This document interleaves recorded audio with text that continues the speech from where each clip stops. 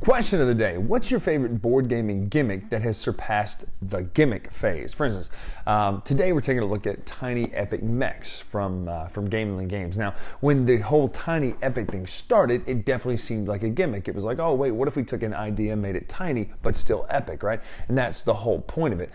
But now we're at a point where the games themselves are surpassing that gimmicky phase and they're becoming their own genre. Yes, they are tiny. They do fit into a backpack or cargo jean shorts for some reason. They do fit into all that sort of stuff, right?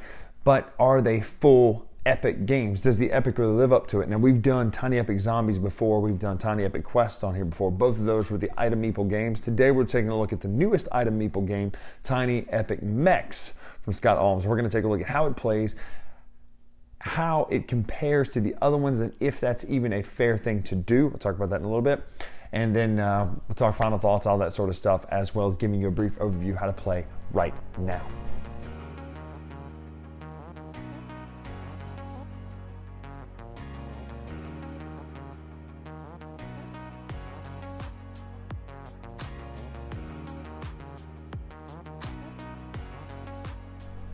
All right, Tiny Epic Mechs, here we go. What's inside of this bad boy here? So here are the components in a nutshell. Obviously you get these nice large mechs over here that your meeples fit inside. Notice that the blue meeple and purple meeple are in fact inside of those, as well as a super mech. This would be the Mighty Mech. It can't heal, that's what it says on the thing, but Mighty Mech, you have two versions of it. You can have the Troy or the Sparta. I like that. They do two different powers, but man, that's huge and it just looks great, right? So these nice chunky materials, as well as notice these are item meeples, which there's an entire bag of, 4 basic ones each. That'd be the pulse pistol, grenade launchers, the shield, and the beam sword, as well as all these other specialized item meeples out here that are just so much fun to look at. There's a Warhammer there. Just really, really fun stuff that you can attach to your meeples in order to get an advantage, which is just always fun. You have, this is a setup of basically your programming cards here in each player's color, so there's all the 4 colors there, as well as here's the board, and we'll show what it looks like laid out here in just a second. There is a space that goes in the middle, which is for the Mighty Mech, and it fits across that, so it's nice to see how big this thing is. You also have all these pilot cards over here. So at the beginning of the game, you're going to get 2 of these dealt to you. You're going to pick which one you want. You're going to put it out there on the pilot side face up to start with, starting with 6 health. You'll have this power at the top. Everybody's identical except for the powers at the top. It is nice because they all do some really, really cool things. At some point in the game, you can power up and flip over to your mech side, and these all have a mech side as well. So there's just a score pad. But you notice the art changes from the pilot side to the mech side, and that's just a cool way to really differentiate the art styles in this game. There's 9 hit points for a mech, as well as you can control better weapons. You can control advanced weapons as opposed to just the basic weapons, and those would be right here. You have score trackers and a personal player area here. You track your resources here. You have money and power. It tells you some certain quick memory things, you know, about the different actions. So combat works with a counterattack, paper, rock, scissors sort of game. Like, it's a normal combat, but counterattacks are based on what's attacking you and the type of weapon you have selected that round. So you do have these nice little ways to gain an advantage when someone attacks you with a counterattack. Also, you gain a point for starting combat, a point for every damage you deal to an enemy, and for causing the enemy to retreat or KO, you also get a point. When you power up, you can heal or you can upgrade. You can turn into the Mighty Mech there. It tells you how to deploy your turrets and deploy your mines right there, as well as on the back, this is for solo mode. It's a rubric for how the solo cards will make the enemy AI work. Now, what you're going to do, one more thing. There are tons of little wooden bits here for each player color. You get your mines and your turrets and your all sorts of things like that, which are basically just things that do damage to other enemies when you enter. One more thing before I lay out the board, the different advanced weapons. So these are things like the particle phaser, the Vorpal spiker, EMP mace, Gatling gun. I'm just going to flip through Gauss rifle. That's great. So many of these really bring you back to the days of like Unreal Tournament and Quake 3 and sort of stuff like that. So just lots of really fun, different weapons there. Now, again, for the basic weapons, everybody gets a choice of these 4 to start with. So Anyway, the game is going to get laid out like this based on player count. Now, everybody will start with just their pilot side of your card facing up, as well as take the meeple out of the mech if they're already in there. You're going to start as a pilot on your starting space. You choose one of the weapons that are the basic ones that are available to you, and you put that item meeple weapon onto the item meeple, just like that. So he's got the blade sword, or whatever it was called. Keep that card in front of you and make sure your player card is turned face up based on the pilot. Now on your turn, it's a very simple system. What's going to happen is there's going to be programming. Now it's not very complicated programming. There's nothing to worry about. It's like, man, if I mess this up, the entire run is ruined. But you get these 8 programming cards here. Now they all have a direction on them, which is your movement type, and they all have an action listed on them. So this one that says no action is a jump, a diagonal jump. So as you lay these cards out, you're going to lay out 4 of them in front of you, and the 4 that you don't use, you're going to use to cover the top so that the enemy obviously doesn't know what you're going to be doing. So if this one, for instance, is jump diagonally, you can jump over diagonal, and you'll also get a bonus when you attack. These weapon cards, you'll notice they show different certain power when attacked with. Let me grab one, sorry.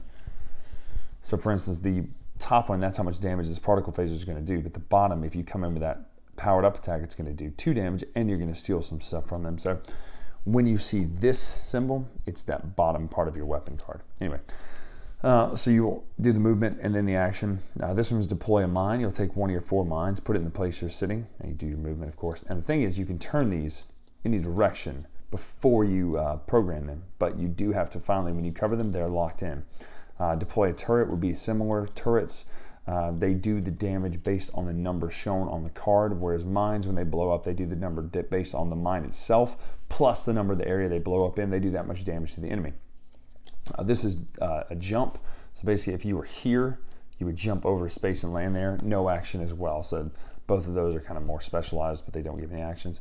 When you power up, you can heal, or you can go from being in your just pilot form up into the mech form, which means you put your meeple into the mech just like this, and that rides around on the board looking like that, because my gosh, this is awesome and well done games, right?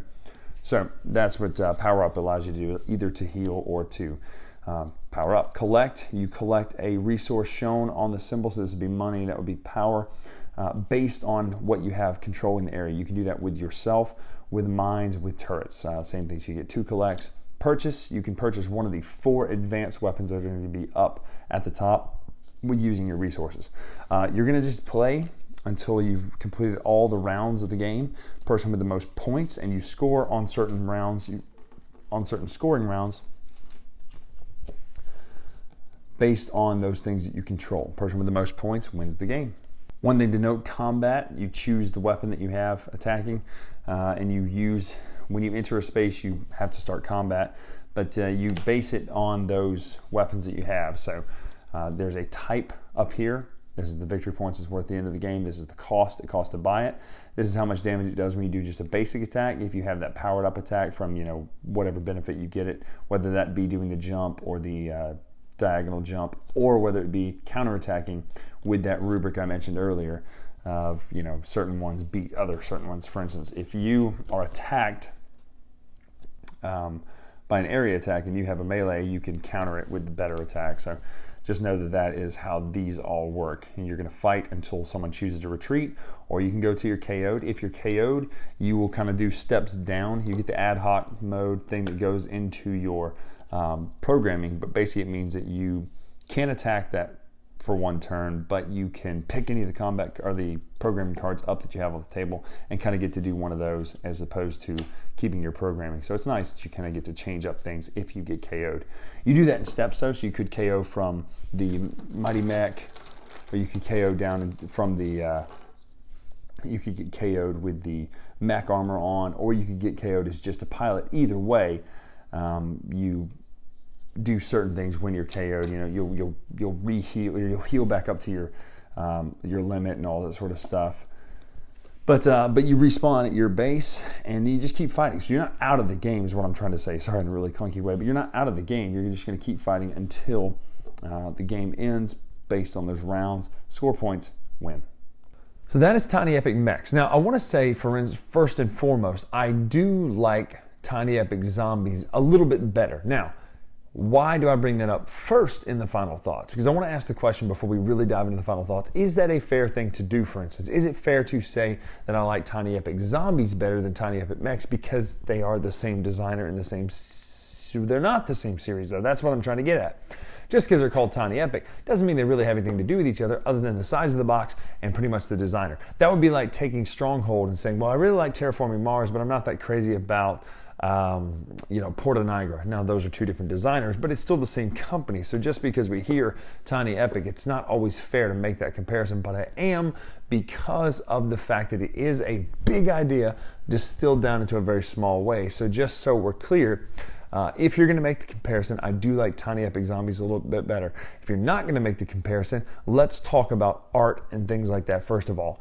First of all, these games do such a good job with a small package of presenting themselves, right? You have all the animation, you have all the components, the bits, the things like that. The item meeples are fantastic, both the actual meeples themselves as well as the weapons and items that are in the game. They all look great. In fact, Emerson Matsuchi got a credit on 3D modeling there, so good stuff for that. Yeah, 3D design. Those look amazing, right? The game board itself looks really cool. I'm very fond of how you make a board out of these square tiles or these square cards and lay it all out to where it can fit in this, but you do have quite a nice sized board when you play it. I like the variety in the weapons, not just the 3D ones, but in the drawings and things like that on the main ones. All of the pilot cards look good, as well as both sides of them. I like the presentation of where you put your tokens and how you get resources and things like that. So that's more about the aesthetics look of it. It looks very good, especially when they're inside of those mechs and inside of the super mech thing. That just looks really good. Now, let's talk about the actual mechanics themselves, right? Really smooth programming. It's programming that is forgiving. That is my favorite part about it, because as you know, programming is one of my least favorite genres because it's easy to do wrong. And I don't mean that in the designer's sense. I mean it's easy to play a programming game wrong, and it can jack up the entire experience for people. So when you do programming, if you're getting people into the whole concept of it, you want it to where they can dip their toe in without being like, well, I screwed up my move from the very beginning, so the whole turn is ruined, right? This one is very forgiving in that you still get actions and you still get to determine your direction. And it's a little bit better, a little bit easier to kind of determine which direction you're going to go or which action you're going to take, and still have those different options. Okay, I still need to go straight, but I need to go straight and maybe collect, or maybe I need to power up, right? So it's nice to have those options available to you. I like the variety in all the pilot cards, the variety in all the different weapons and things like that. I like when you get to Mechs Rex. See what I did there? Because it's a mech and it's in the middle and it's the big mech. Mechs Rex. Anyway, when you get to the middle space and take that big mech, it's cool that there's two options for that. So basic mechanics, it's really smooth. I like how you do this. I like the variety and the different types of actions. I like how you select your actions, that you select 4 of those, you run that program, and then you obviously you kind of take turns with that, but I like that. Now, let's talk about one place it does feel a little bit like a slowdown, and this is not the main focus of the game, so don't hear me say that the whole game is like this, but for a lot of those solo players out there, it does feel a little bit like, I'm going to do this, then boom, we'll turn a card, now I'm going to do this, I'm going to turn a card.